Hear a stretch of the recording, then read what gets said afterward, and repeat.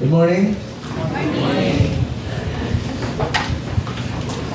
Blessed Sunday to all of you, especially sa aton mga bisita, sa aton nga Ginoo, kag sa inyong tanan, maayong aga. Kabay nga ang Ginoo magaupod sa aton panimahon, kag sa aton pagtuon sa iyang pulong. So our title for today's message is The King's Temptation and why the temptation of Christ was necessary. Nga kinahanglan gid nga mag-agi si Kristo sa sini nga sitwasyon sang iyang kabuhi and how His temptation affects our lives, especially both in public as a church and private as individual. So paano mag-apekto ang ining senaryo sa kabuhi ni Jesus sa aton nga pagkabuhi bilang isa ka iglesia kag ang aton nga reflection no, sa subong aga kabay no, nga makatuon kita kung paano ini mag-epekto sa aton or paano paano ini mag-affect sa aton nga kabuhi. Last week, we talked about the baptism of Christ in Matthew chapter 3, verse 13 to 17. And in Christ's baptism, we learn about His identity as the Son of God. Because the Father Himself, nga naghambal na batian naton, and the author narrates that the Father said to Christ, "This is my beloved Son, of whom I am well pleased." Of course, hindi lamang nga ang identity sa Son ang aton natunan, but also the Trinity was displayed. Amo nang perfect nga nag-ugdanay ang tatlo sa sining senaryo sa kabuhi ni Kristo sa iyang baptism. The Father speaks, the Son was baptized, and the Holy Spirit descended like a dove. So, what a perfect picture of the triune God in this passage. So, kita affirmatively, we believe about the doctrine of Trinity, one God, one in essence, but three different, distinct personality. The person of the Father, the person of the Son, and the personality of the Holy Spirit. The Father is not the Son is not the Holy Spirit is not the Father, but the Father is God, the Son is God, and the Holy Spirit is God. So the Trinity was being displayed here. At the same time, the baptism by immersion is being modeled. Ipakita ang baptism by immersion. Sino na sa inyo ang baptized diri? Wala kang baptized by sprinkling. Ang ima sana sang una pa naton no, sa previous naton nga denomination or religion gin-baptize kita pero hindi siya modeled by immersion. Gin-sprinkling or pouring ang ulo lang bubuan, no?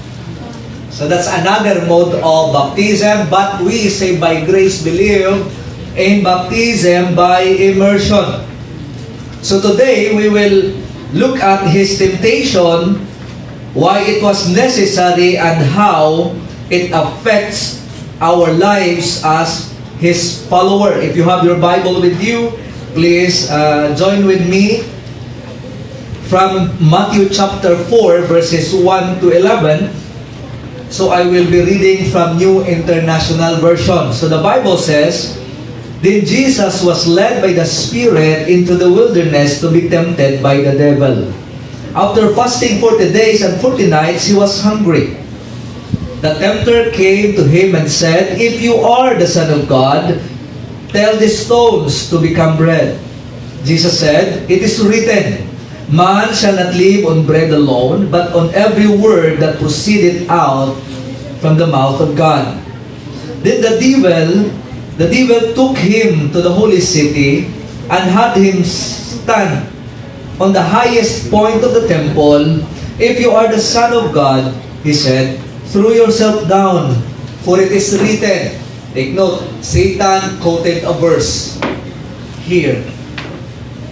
He will command his angels concerning you, and they will lift you up in their hands, so that you will not strike your foot against a stone.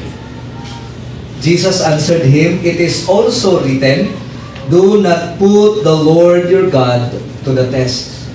Verse 8, again, the devil took him to a very high mountain and showed him all the kingdoms of the world and their splendor. All this I will give you, he said, if you will bow down and worship me. Verse 10, Jesus said to him, away from me, Satan, for it is written, worship the Lord your God and serve him only. Verse 11, then the devil left him, and the angels come and attended him. Let us pray this time.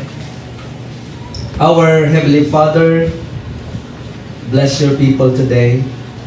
Sanctify our hearts, enlighten our minds, and strengthen our bodies.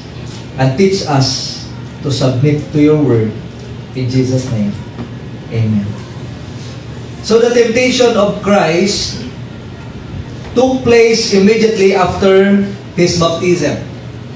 Tapos siya baptized, and he fasted for 40 days and 40 nights. He was led by the Spirit into the wilderness, and this time he was hungry. And it was at this point that Satan came to him to tempt him. Pero kung turo ko na ito ng text, it is not Satan came to him. Christ led by the Spirit to wilderness to be tempted. Later we will talk about it. So let us divide our passage into 3 parts. Part 1 is our introduction. Jesus is led into the wilderness. Part 2 is Christ's 3 forms of temptation. And of course, ang part 3 natin, ang conclusion. So in verse 1, Jesus is led by the Spirit to be tempted by Satan. The phrase to be tempted implies divine intention. To be tempted. Kung makita natin nga si Kristo diri, ginled siya para temptaron. Hindi balado ka para sa aton ang Bible nagatudlo, flee or run away from temptation. But here, makita naton, it is Christ or it is a divine intention for him to be tempted. Meaning, this had to happen. Dapat ini matabo. Hindi ni Kristo malikawan. Kay ini part sa plano sanctus. So he fasted for 40 days and 40 nights in verse 2, and he was hungry. And in this verse, in these 2 verses, this verse described the circumstances of Christ's temptation. He was hungry at this moment. At siling sang iban, if you want to be victorious, kung gusto natin madaog ang temptation sa aton kabuhi, ang suggestion, mag-fasting ka. Galing diri ang fasting, after that, he was being tempted. Although fasting, may ginatawag kita nga spiritual discipline. Pero we cannot do what Christ did in this chapter. Can you imagine? He fasted for 40 days and 40 nights. Tugay na. 1-2 meals lang na kalalain na ta, no? Sa una, kagi kami fasting, 24 hours lang. Pamatsagan ko sa safeguard nga habon. Daw chicken joy mo. Daw lang pati habon ang mamata mo bala. Pagkaon. So these 2 verses speaks about the circumstances of Christ's temptation. Nag-abot ang temptasyon, gintemtar siya, sanggutom siya. In this part, This is how the narrator or the writer narrates this situation. So ako, hindi ko mag-fasting. May kabalo ko after fasting temptation time. Pero may ara naman positively, if you want to overcome temptation, you fast. So next is the three temptation of the three forms of Christ temptation. And each temptations has a pattern. Satan's challenge and Jesus' response. Satan's challenge and Jesus' response. Kung manotice ninyo, ang response ni Christ kay Satanas, hindi opinion. Hindi ideology. Hindi man-made principle. Ang response ni Christ kay Satanas is the written Word of God. Kung manotice ninyo, every time si Christ magsabat kay Satanas ang iyang challenge, it is written, it was written. Wala na si Jesus nagambal, ang hambal ko sa imo. He quoted verses from the Bible. Wala yang gingamit ang emotion niya nga strong siya. Wala yaman gingamit ang iya physical strength. Wala yaman gingamit ang iya intellect. He used the Word of God to combat Satan's challenge. And this true to us and models us that every time we are confronted of every forms of temptation, ang the best nga i-combat sa sinaka temptation is the Word of God. Not your skills, not talent or ability, but the Word of God. That's why memorizing Word of God, meditating the Word of God is essential for all of us because this is the only weapon, offensive weapon, nga may ara kita kung mag-abot ang temptasyon sa aton kabuhi nga Kristohanon, kanami nga may pulong kasang Diyos na ihampak dayon. Ang problema naton kay wala nang tapulong sang Diyos, ang ginahampak naton mahibi, ma-self-pity, ma-disappoint, ma-discourage. Wala ka Word of God. Si Jesus, why hindi hibian ng temptation, nakita natin? Pastor, bawal maghibi. Sorry, hindi man. Pero hindi siya makakumbat sa temptation. So the first temptation of Christ Jesus is this: turn stones into bread. That's in verse 3 and 4. So the tempter says to Christ, if you are the Son of God, commanded the stones to become bread. And Christ responds to Satan's challenge, quoting from Deuteronomy chapter 8 verse 3, man shall not live by bread alone, but by every word that proceedeth out from the mouth of God. So sometimes the basic and obvious forms of temptation is most of the time may connection sa aton physicality.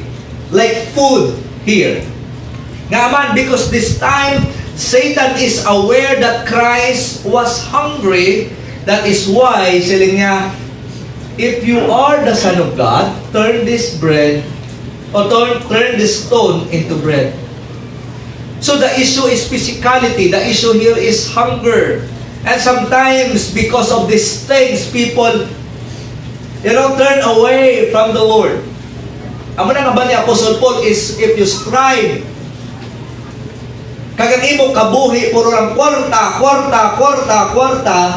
hindi mo manutisyahan, dugay-dugay, kapalayo ka na sa Diyos. Because money is God's what? Enemy. Not say just Satan. You cannot serve both God and Satan.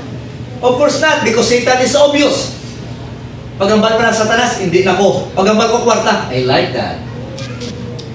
So the most obvious enemies of God here is mammon. Because Satan will use this money to attract us so that we, believers, later on find ourselves in the position nga nagapalayo na kita sa Diyos. Kabalo ka mo ang kwarta, hindi lang kayo makakos sa tao nga ma-stress siya, hindi lang kayo makakos sa tao nga ma-disappoint sa ang kwarta, makakos sa tao mapalayo sa Diyos. Again, I'm not against prosperity in a godly way. But I want you to be aware of all this kind of things. Specifically sa teaching, sa temptation. Money is the best tools for Satan to tempt believers para magpalayo sa Diyos. Agree? Kaya hindi ka makasimba, kaya may kwarta mo. Mangita ko na yung pastor, kaya may kwarta. Kabalo ka mo, hindi ikaw pastor yung mag-close kung Sunday, kaya kanugod sang binta, kabalo ko kung Sunday, damo customer. So ang essentiality sa Christianity is being challenged by this kind of temptation. That is why ko lang Kristohanon, Arab lang, yadi pa man. But if these things would challenge our service to God, and then if you are a Christian, then your conviction is being challenged. Sang sindi nga mga kamaturan. Kaya kadamo pa na-encounter nga mga Kristohanon. They claim to be Christian, but kung i-challenge na gani ang ilang monetary, daw di man sila Christian.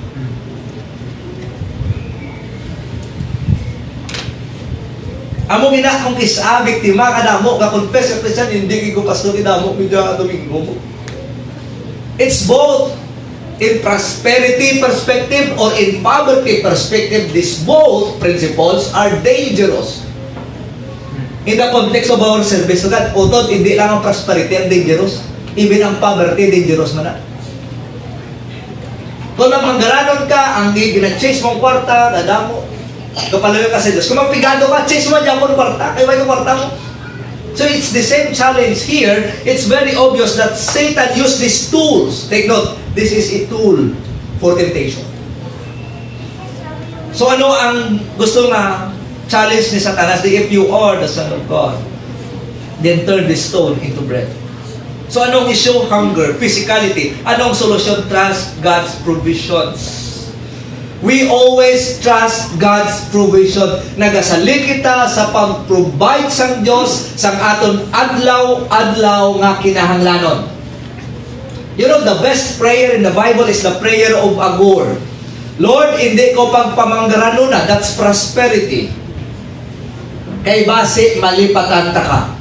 Lord, hindi man ko pagpapigaduha. That's poverty. Kay base mahuyan ka. Kag mangawat ako. So, anong punto ni Agur? Ang punto ni Agur is you have to trust God's provision every day. Daily. Do not worry about your tomorrow because tomorrow will worry about itself. So, the issue here, brethren, is not about planning for tomorrow. It's not about savings for tomorrow. The issue here, do you trust God? Nasalig ka man sa Diyos. Number 2, temptation of Christ is throw yourself down. The devil takes Jesus to the pinnacle of the temple and quotes Psalms 91 verse 11 and 12, encouraging him to test what divine protection. And Jesus responds with Deuteronomy chapter 6 verse 16, you shall not put the Lord your God to the test. So ano ang gina-challenge diri? Of course, ang divine protection sang Diyos. Kung tuod ka, lumpat ka, kay luwason ka sang Diyos. It's the trust issue. Later on, wala ta pa nasabat why it is necessary kaya na po sa temptation. This is a trust issue. Sa babaw, ang issue natin is trusting God's provision. Ang number 2 temptation, the issue is, do you trust in God's protection? This is very subtle. Nga, even Satan quoted verses from the Bible. In short, hindi tanan na nag-quote sa Bible, iya sang Diyos. Damo pa nag-quote sa Bible nga satanistaman. Kasi satanas gani namin mag-quote sa Bible. Twisted lang. There is a difference between quoting a Bible and understanding the meaning of it. That's why it is dangerous nga i-quote ng scripture nga that you cannot explain it. Ang wala quote ka ng quote, di mo maintindihan ng context, patay. Means kita sa sa distraction. That's why di tanan nga nag-memorize verses, pwede naman pastor. Sa una, pag makamemorize ko 20, pwede ka na. Good. Doon mo matsagan, nung qualification, memory verse law. May issue kita dira, mga utod ko sa Ginoo. So, the issue here, protection is being challenged, therefore, we must trust God's protection. Or we must trust God's divine protection. Third temptation, worship and power. Verse 8 and 9, the devil offers Jesus all the kingdoms of the world in exchange for worship. And Jesus responds with Deuteronomy chapter 6 verse 13, worship the Lord your God and serve Him only. Anong ginaayo ni Satanas? Anong challenge ni Satanas? Kung magsimba ka sa akon, ihatag ko ang tanan nga imo makita sa imo mata. And I believe, wala nalipat si Satan kung sino ang tag-iya sa tanan niya butang. Wala sa nalipat kung sino ang nag-create sa tanan niya butang. Mayo lang kay why nagamba si Jesus lipat kanoy? I am the creator of all these things. And then ihatag mo ni sa akon, ano ka? Si Satan, wala sa nalipat nga si Kristo, creator. Again, because it is a temptation, then there is something that is being challenged. May issue there is si Satanas. And I want you to say later, ano gid bala ka-importante ni para kay Kristo kag sa aton man nga iya follower. So the issue here is worship and power. Home to worship, sinogid bala ang deserve na i-worship, sinogid bala ang dapat simbahon. So kayo imagine, in exchange for worship, ihatag yan sa imo. Amo niya si Satanas mong may maylo ba? Na, do prosperity man si Satanas gali. Nga aman, antes ka mag-worship, may promise na sa nga prosperity. Ihatag ko na tanan sa imo, worship me. Siya ni galing tatay sa tanan nga nagatudlo sa prosperity nga hindi insakto from the Bible. In exchange for it, you have to worship Him. So ang conclusion sa tatlo ka temptation in verse 11, because Christ responded using the Word of God. So anong conclusion? The devil lives and the angel comes to minister to Jesus Christ. Jesus Christ used the Word of God to defeat Satan, and this time He was victorious. The only weapon Christ used during His temptation is none other than the Word of God.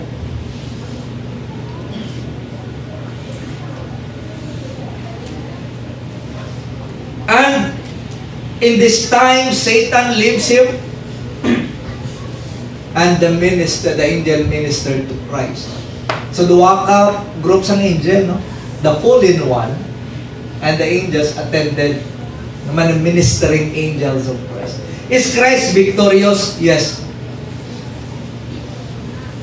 So this temptation connects back to the Garden of Eden, just as Eve was tempted through the lust of the eyes, the lust of the flesh, the lust of the eyes, and the pride of life. So was Jesus But the difference between Adam and Eve and Christ is they give into the temptation, but Christ did not. And John, on 1 John chapter 2, verse 15 to 17, John reminds us not to love the world, for the same three temptation comes from the world and not from the Father. The lust of the flesh, the lust of the eyes, and the pride of life. The three temptation of Christ, diri nga forms na halin. Pride of life, the lust of the eyes, and the lust of the flesh. So my question is this: why this temptation was necessary for Christ and all of us? Because gusto ni Kristo i-prove ang apat ka butang sa sininga temptation. In His baptism, He was affirmed by the Father as the Son. Gin-affirm siya. Gin-reveal. Sa during sang iya baptism, ang iya pagka-divine. Na hindi lang si Christ human, but at the same time, He is divine. But here in His temptation, He wants to prove it. In His baptism, the Father's affirmed it, but here in His temptation, He wants to prove it.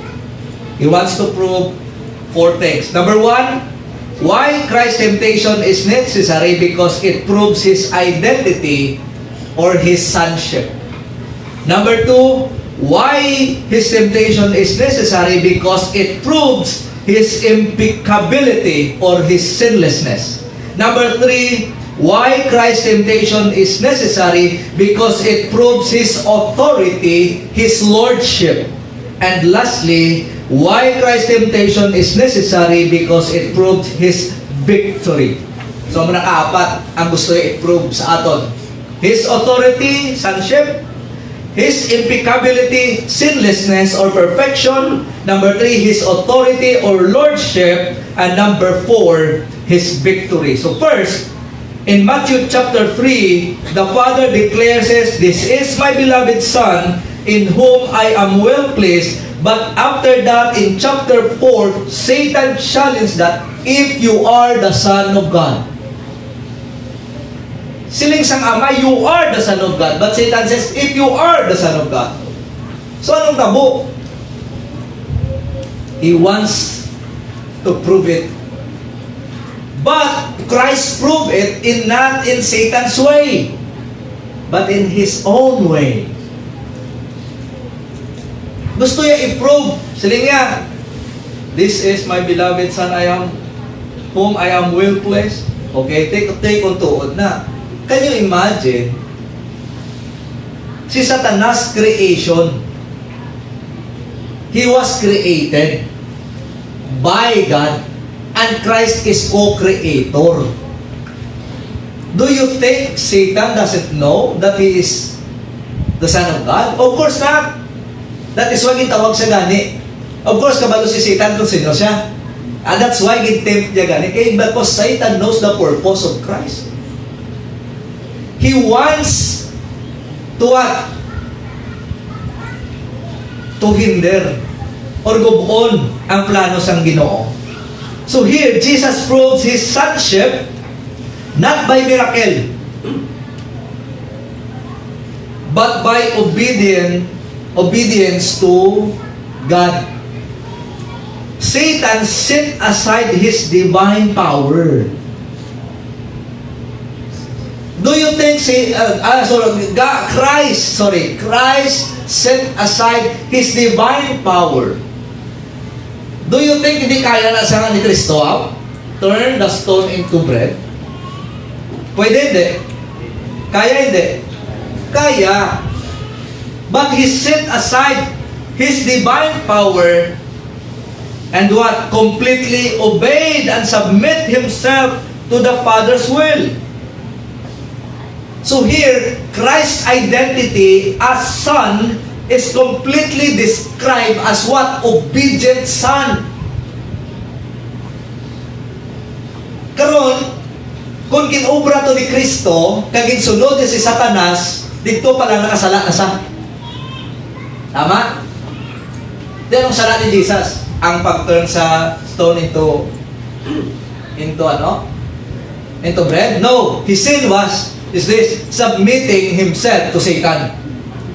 Sunod-sunod man sa'yo mo. Tama?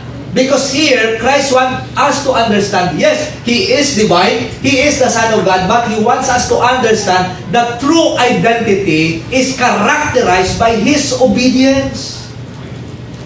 Utod, if you said you are a Christian and then you are disobeying God, then your identity is not a Christian identity. Because we are fully called in an obedient kind of life and our full allegiance is in God. That is why this is a picture not of His divine but also as human, completely and fully obey the purpose and the plan of the Father. So si Kristo pwede yung niya by His divine nature turn stone into bread, but He did not do it. Why? Gusto niya ipakita kay Satanas, no gay na noy. My complete allegiance and submission fully belongs to my Father. Mga utod ko sa Ginoo, as a children of God, by virtue of Christ, we can resist temptation by submitting our will or selves to God. Kabalo kamo prone gali kita, victorious gali kita sa temptation if we are fully submitting our will to God. Kabalo kamo sina nga, if ang aton ginaobra hindi na na-align sa will sang Dios, dira na kita dayon makadiscover nga ay dali lang ang ginaobra ko hindi gali sa kabubuton sang Dios, then you align yourself back to the will of God. That's why if ourselves or our lives is fully aligned to the will of God, then amo nang standard sa aton pagkabuhi, sa aton ginaobra everyday. Ang ginaobra ko ay align sa kabubuton sang Dios. So anong gusto i-prove ni Christ kay Satanas? Yes. My authority as son? Yes. Pero ang amon authority as son is also characterized by my obedience to the Father, not to you. Ang utod ko sa Ginoo, we are called to obey God. So our model and ultimate example for this kind of obedience is Christ. So anong emphasis diri? Obedience and submission. So lausi, kung ako ipatulan, kung ito yung Satanas, pero ipakita kung ito siya.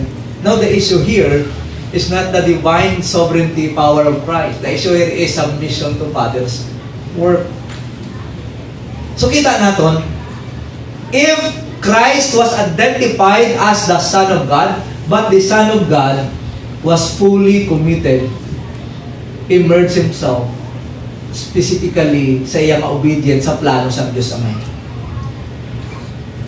Do ano bala ka namin nga masiling, I am a Christian, therefore, myself must be fully committed and submit to the will of God. Kabalo ka mo uton, ang totoo na nga identity, hindi na nga nag-professing identity. Dapat i-prove. Dapat may evidence. Dapat may resulta. All of us can say, okay, I'm a Christian. Tell na yun. I am the Son of God. So first, he wants to prove to Satan his authority as sonship, but that is characterized by his obedience. That's why mga utod ko, ang issue sa Christianity, are you obedient to God? Nagasubmit kaging man bala sa Diyos? Or still, are you the Lord of your life?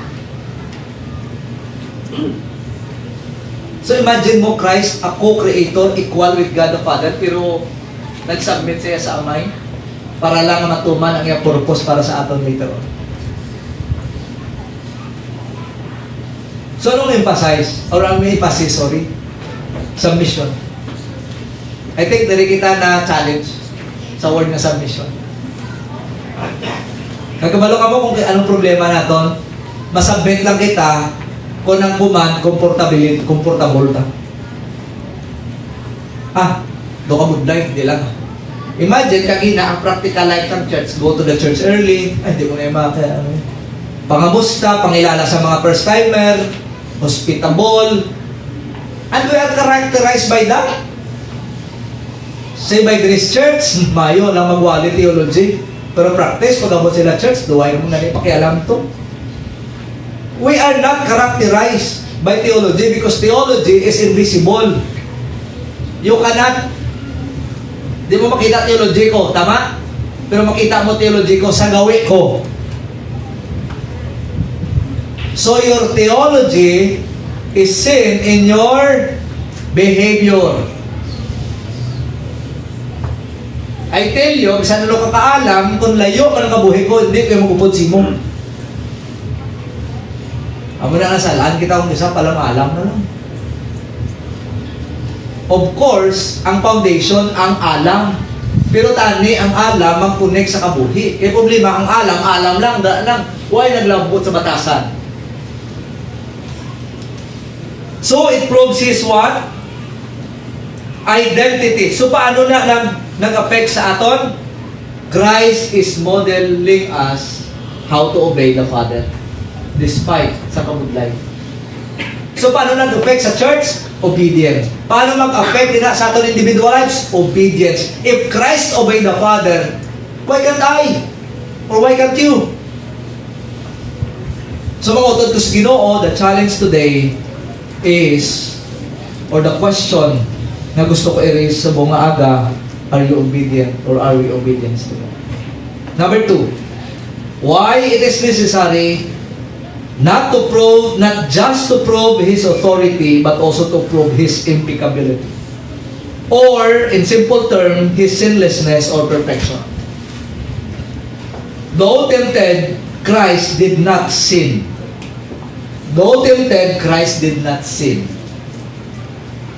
Impeccable means incapable of sinning. Incapable. Hindi makasala. So take note, si Christ is in human form.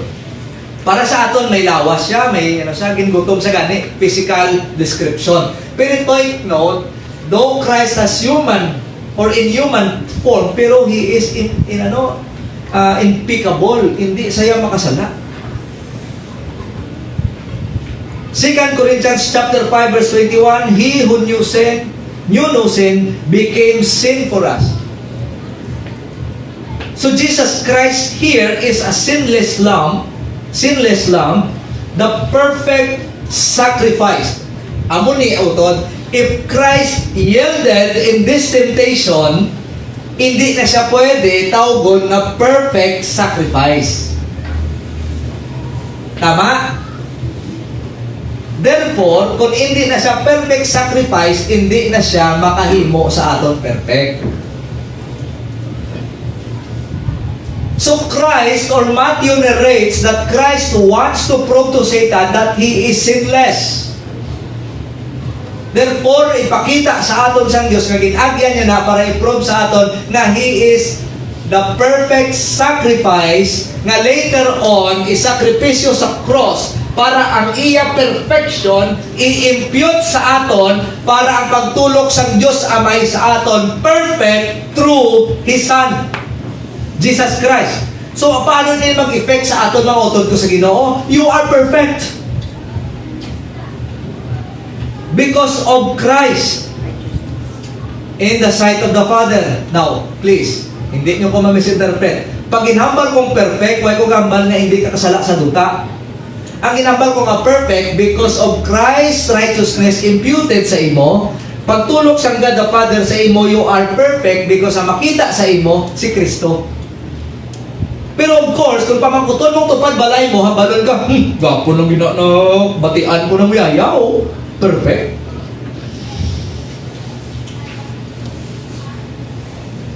So Christ wants to prove His impeccability because later, ang iya perfection, i-impute niya sa aton so that we will become perfect. in the sight of God. That's why, mga utod ko sa Ginoo, ang iya temptation is very important to all of us. That's why kitawag siya gani nga perfect, sinless Lamb of God and a perfect offering para sa aton mga utod ko sa Ginoo. Unlike Adam, nga pag-tempt sa iya, nag-engage sa dayon sa temptation. The second Adam, Christ, did not give in to temptation. That's why we can hope. We can hope and we will be comforted through Christ Jesus. Mga utod ko sa Ginoo, if you understand this situation, this temptation, it will encourage you that the Christ you serve is the Christ who is sinless and Christ that is perfect, so that you and me will become what? Comforted and hopeful because of His righteousness imputed to us. Take note of this. If Christ gave in to temptation, all of us were hopeless. And unfortunately, all of us will go to hell. So, anong improve ni Christ? His sinlessness. And take note, ang forms ng temptation is not ugly. The form of temptation is always in beauty. That's why salamat, kinaglaway kami. Hindi kami pwede. Lain na may pastor. So, ang first na emphasis is submission. Ang second na emphasis is perfection. Mga utod ko, we are called to submit, and positionally we are perfect. Again, we are called to submit, but positionally we are perfect. Amo na ko ng Diyos Amay no, sa babaw, katulog sa aton diri tanan. Ang tulokon sa aton diri si Kristo ara sa aton tagipusoon. Duha na lang. Number 3. Hindi lamang i-prove ang iyang impeccability, but also it proves His authority. What is His authority? Lordship. Identity as Son, authority as Lord. When Jesus said, when He was tempted, He said, worship the Lord your God. He was asserting His own divine authority. He's not saying, ngay worship ko ang Father lang. Christ was asserting about His own divine authority. Worship the Lord your God. And Satan recognized it. And then ano tabo? He fled. He was challenged by Christ to submit and worship to the Lordship of Christ, but Satan cannot. Kabalo ka mo mga utod ko sa Ginoo, the issue here, na makita naton, ang difference between sa matutkoon nga nag-recognize ang Lordship ni Christ is those people who worship and serve Him. That is why, kung iya ka na Satanas, pag-abot sa authority, hindi ka gidya. Sa Lordship, you will not submit. Always remember this. Many claim and confess that Christ is their Savior, but not their Lord. Basta isa kita sini mga utod. Please, maayo ko sa inyo nga tempo kamay lang. Basta isa kita nga nagahambal na si Kristo akong Savior, pero hindi siya galit Lord mo. Kaya kung Lord mo si Jesus, kaya siya ang authorized na hari sang imo kabuhi, you have to submit sa iyo authority. Kaya kabalo ka mo kung paano gin-characterize diri ang submission kag acknowledgement sa niya Lordship, worship, and service. So what Pastor Kim said earlier, siling niya, oo ga, attend ka Bible study on Wednesday, pero hindi kayo magsimba on Sunday. So di bala ang worship, ang Wednesday o ng Sunday? Di, Pastor, pwede man ang Wednesday. Okay Pero di ang corporate worship, Wednesday o Sunday? supplemental na. Add-ons, pwede. Kay part man na sang growth mo. Pero hindi na siya ang primary. How many of us acknowledge God as our Christ as our Savior? Yes, yes. But how many of us would say, He is my Lord also? And if He is your Lord, do you worship Him and serve Him? Serve ka gid, kag nagasimba sa iya. Then, if you acknowledge Christ as your Savior, kag hindi ka mag-worship ka mag-serve, then He is not your Lord. That's why church is called to worship and serve. So in the church, we worship together, at the same time, we serve Him together. Silagi Pastor Kim, ang analogy niya, basketball. Let's say na lang ang analogy ko, lawas. We are called also from the scripture, gingamit analogy, is the body of Christ as a church. Because we serve together and we worship together. Kag ang ina nga description sa Bible, mga utod ko sino, is very important.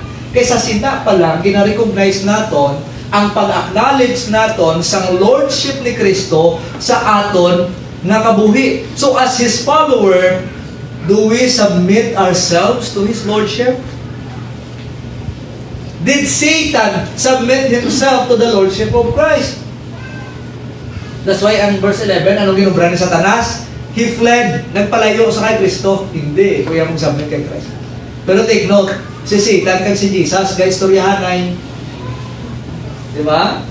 Sa Job gani, conversation pa sila. Pero subong niya, siling sang iban, gamitan mo lang cross, si Satanas ang palayo. Pero makita mo sa Bible, istoryahanay sila yan. Di ba? If you are the Son of God, tapos subog niya, pagka gusto mo si Satanas ang palayo, gamitan mo lang cross. Dili ang istoryahanay, no? Ano ni man? Tingnan sa di. Pero kung malungan mo, paano pala yun si Satanas? Makuto mo Satanas? Submit to Jesus. Ha? Ano na sa? Palayo na sa? Ang point ko din mga utod, ang isa ka bagay na hindi niya Satanas, maubra, is to submit himself to the Lordship of Christ. And if we cannot give ourselves or acknowledge or submit ourselves to the Lordship of Christ, we're just like him.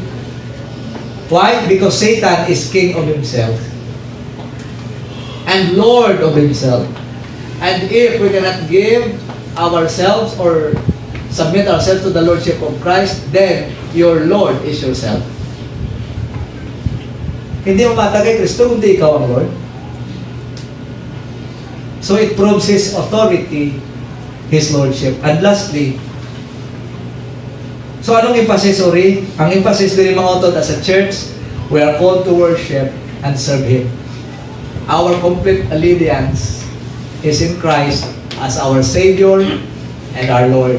And that acknowledgement is characterized by our worship and our service. And last, mind today, it proves His victory over temptation and Satan. In verse 11, it shows Satan fleeing in defeat. Here, the scripture describes that Jesus was victorious and His victory becomes ours. Hindi lang sinlessness of Christ and perfection of Christ, because Christ is victorious, His victory is ours. Always remember this, temptation is real. This is not a fiction. All of us are facing every day sa mga temptasyon sa kabuhi.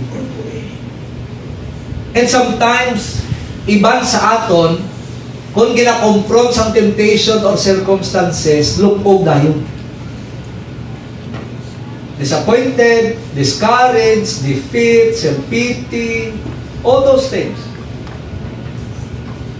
Murmuring, grumbling against life. Ano man nga kabuhi man, yung iba niya, ginabuinas, ako yung ginadimanas. All those words that seems na dapat hindi niya bagay sa isang Christian.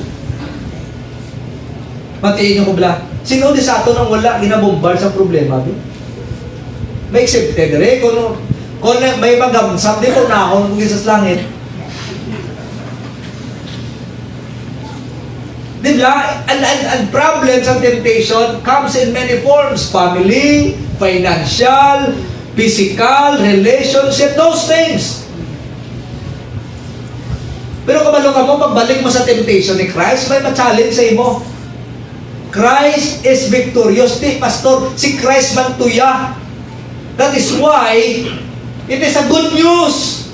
Nga kay ang iya victory, i-impute niya sa imo so that you will become victorious also through Him. That is why, brothers and sisters, our lives is a victorious kind of life, not because we are absent or not because of the absence of circumstances, but because of the victory of Christ over this temptation of hardship. Therefore, I can say, thank you, Lord. Kay victorious ka, that's why my life is victorious also because of you. Nga problema sa aton mga utod ko, pag problema na gani, apektado dayon ng aton pag-alagad sa Diyos. What happened? You are the light and the salt of the earth. Estudyante, kung di ka kapasal sa exam, simba, Japon.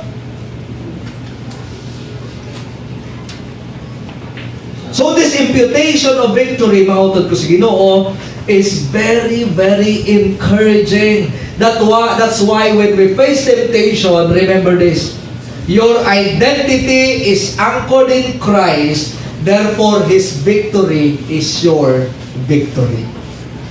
Kabalo ka mo kung nalipat kita nga ang aton identity na anchored kay Christ, nalipat kita sina nga kaya ang aton identity kung kisa na anchored sa circumstances. That's why kung defeat gani, defeat na lang. May namangkot sa akon nga kagapon nga no? Kung mag-abot ganing circumstansya sa kabuhi isang tao, madamo Christian nga do ka immature. Madamo Christian nga do isunggod ayon daw galuya ang pagtuo. Why? Because your identity is not anchored in Christ. Dapat ang imo identity na anchored kay Christ nga siya victorious. So victory over temptation na diriyo. Therefore, when we are comforted by temptation, we cannot win against temptation. Why? Because we are human. Our human nature is inclined to temptation. But thanks be to God, Christ is victorious through His flesh, and His human nature is victorious over temptation, so that His victory is our victory. And that is what we call also the imputation of His victory. I-remind ka mo mga utod ko, when challenge bombarded you, when challenge confronts you, always remember your identity is anchored in the victory of Christ. In conclusion, temptation of Christ was not just a test, it was a triumph. He proved His identity, His sinless impeccability, His authority, and His victory. And as a follower of the Lord Jesus Christ, let us submit ourselves to His will, rely on His word, worship Him and serve Him only, and walk in victory all the rest of your life. Why? Kaya ang victory ni Kristo natapos na. Tapos na. That's why this is my final encouragement to all of you. Victory is not ours. Victory is His. Victory is not ours. Victory is His. And I want to remind you the very nature of the church. Matthew 16:18, the last verse, subungaga-aga. I tell you that you are Peter, and on this rock I will build my church, and the gates of Hades will not overcome against it. the gates of hell will not overcome against the church. Why? Because the church is victorious by nature. Putod, please remind yourself, your identity is anchored in Christ's victory, not in your circumstances. So there are 4 truths why is it necessary for Christ to undergo in this kind of sin temptation. It proves his identity or his sonship. It proves his impeccability or perfection or sinlessness. It proves his authority or his lordship. And lastly, it proves his victory. And all those things, brother and sister, is seen in his temptation. May your victory is his. May God bless you this morning. Let us pray. Father, please remind us that our identity is anchored in Christ's victory. In Jesus' name, amen.